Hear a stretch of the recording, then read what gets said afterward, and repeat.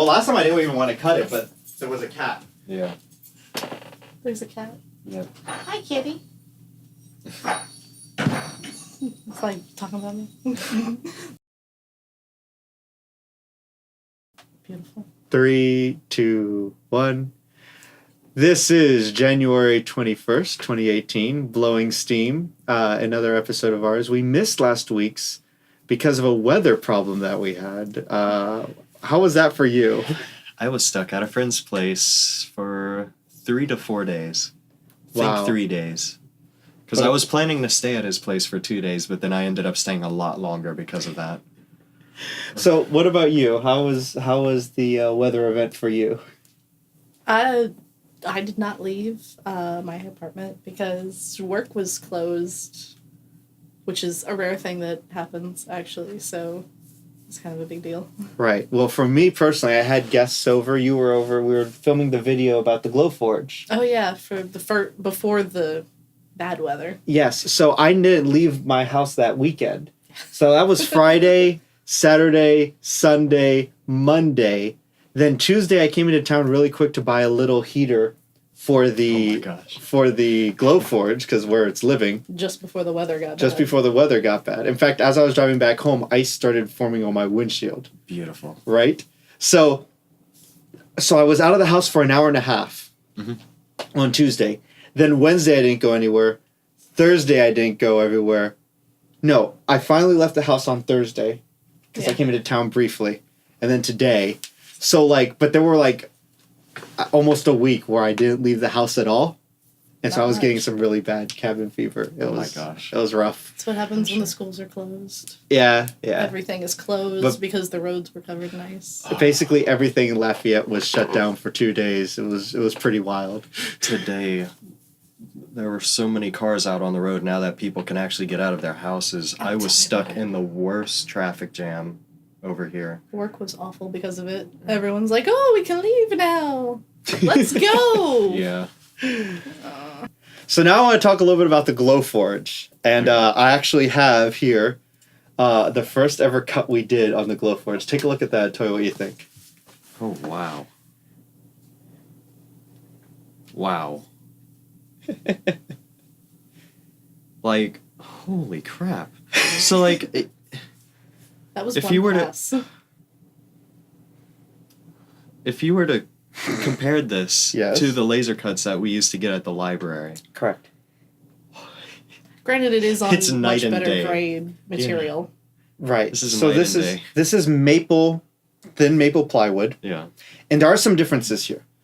At the library, they buy their stuff in bulk, cut it down to size. This feels very nice, too.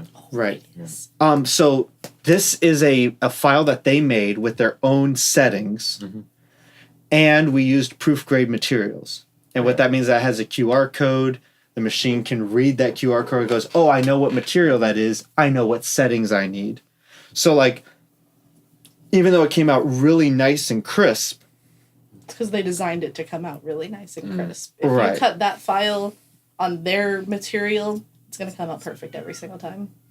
whereas for us, the problem is that if I try to do this on the material that we literally just bought, probably won't come out quite as good. Yeah. But it's still really nice. The fact that, they did design their own proof grade materials is what they're calling it. That's actually a really cool concept Yeah.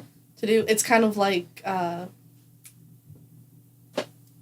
word, the filament that a lot of 3D printers do. Proprietary filaments? Proprietary is the word I was looking Yeah. for. So it's proprietary filaments, but it's their proprietary Materials. They've got all sorts of stuff. They've got wood, acrylic, leather.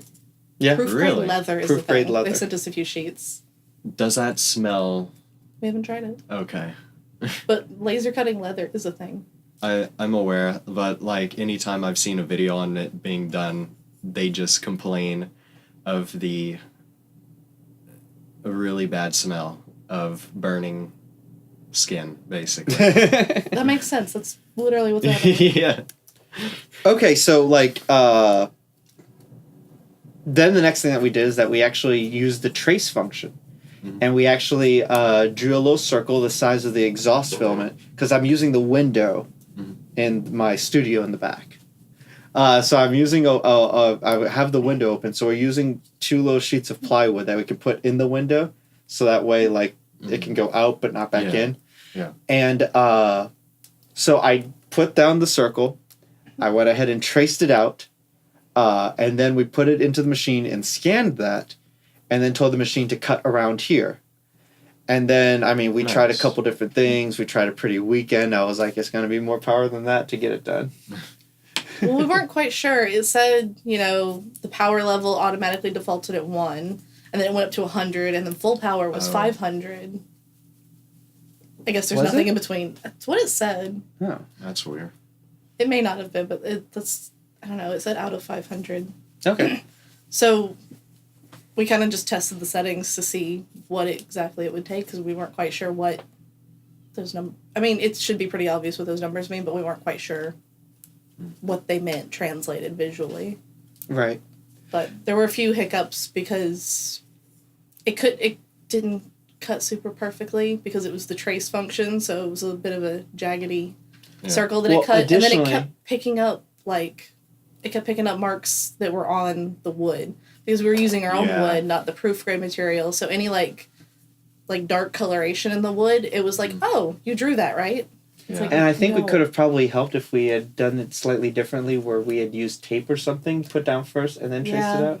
Because, you're right. Every little dark spot, every little knot was like, oh, that's something you want us to cut out too. Yeah. Yeah. But it did give you the option if you wanted to, not engrave and you wanted to cut instead, that was an option. So that's what we went with because that's what we wanted. Mm-hmm. So it actually, in the end, I would say, it worked. Cool. Well, I mean, ultimately what was really nice was to get in there and, we ran a couple passes at max power and it still wasn't enough. Wow. So, in the end, we just kind of, knocked it out. We may have had the focus off. We may need to measure the thickness of the wood better. There's a lot of stuff we have left to do to get this thing working like it should. Wait, I mean, it so works did nice. your Glowforge come with the vent system, like the filter? No. That was an extra significant amount of money. It's like another $1,000 or $2,000. So instead what we did is we went for I will take the dryer hose to the window for $500, Alex. Or actually for free. Oh. That's part of the basic system is they give you a dryer hose and tell you to stick it out the window. But it's still a really good ventilation system actually. Considering it's a dryer hose. Yeah. I mean, it's got an air intake on one side and then the output's on the other. Is it still pushing out, though? Or is anything sucking it out? No, I think it was pushing out. So, It may be both, actually. Yeah, because it sucks in from one side. Is there something that is pulling it there, or is it just assuming that the air would be going in that direction? No. Now that you mention it, there might be is there a fan inside? sucker and a blower. There is a fan. And there's definitely an intake on one side and the output's on the other side. And we could see when you watch it, you can definitely see a flow of air. Basically the air goes in through the back, so it's laser cutting, and then it flows from back to the front and then out to the side. But now that you mention it, there might be a second. I don't know how many fans there are in the thing. I know for a fact there's at least one blower fan. Yeah. But I was looking at the laser head. Oh, you were about to say something? I was going to say, because it says after you finish cutting, it says that you need to wait for the fans to stop before you open the lid. It's the cool down period. Yeah. So what I noticed is that there was in the laser head itself, the head of the machine that goes back and forth. Mm-hmm. I don't know if you've seen most laser cutters. What they do is they have a tiny little hose or something that feeds compressed air into the nozzle. Yeah. Okay, Glowforge isn't doing that at all. Really? What they have instead is a tiny little fan behind, so the lens is actually kind of up in its own pseudo tube. Yeah. The head comes down to here, it's flat, but there's a cylinder to where the lens is, and then above that is the thing. So there's in that tube, there's a tiny little computer fan, and that thing must be, I don't know if it's overvolted or something, but it's so it's drawing in fresh air because remember it's blowing from the back to the front, so it's drawing in some of that fresh air, forcing into that cylinder, so it's kind of in a way blowing out. Yeah, it's an interesting way they did it because I was like, well, as we were assembling it, I kept thinking there's got to be a tube here that connects to the lens or something. Nope, it's all self-contained. It's got a little tiny fan going. It's blowing out air. It's pretty cool. It's a really well designed laser. Like, it was definitely designed by people with experience with lasers, even. Yeah. Designing experience and experience using lasers, because they're like, man, I hate how lasers do this thing. So they fixed it. Yeah. And made it better. I'm like, how dare you? But yeah, that's pretty much been the story of this last week. Ice and lasers. Nice. But the laser has survived, so that's Awesome. nice. It's got its own little heater, keeping it warm. Apparently it doesn't like to run when it's cold. Really? And we tried to start it up the second day. The day after we cut that, we started it up again. And it took a few minutes because it was just like too cold. Oh. I'm not turning on. Wow. Apparently it will heat up on its own, but Yeah. it likes to be between 60 and 80 degrees. And it was definitely below that. Oh yeah, we're talking about it was probably like 40 in there. That's generous. Nice. Well, I think that's all we have for today. We'll see what happens next week on Blowing Steam. Ooh. But for now, we'll see you guys next week. Bye.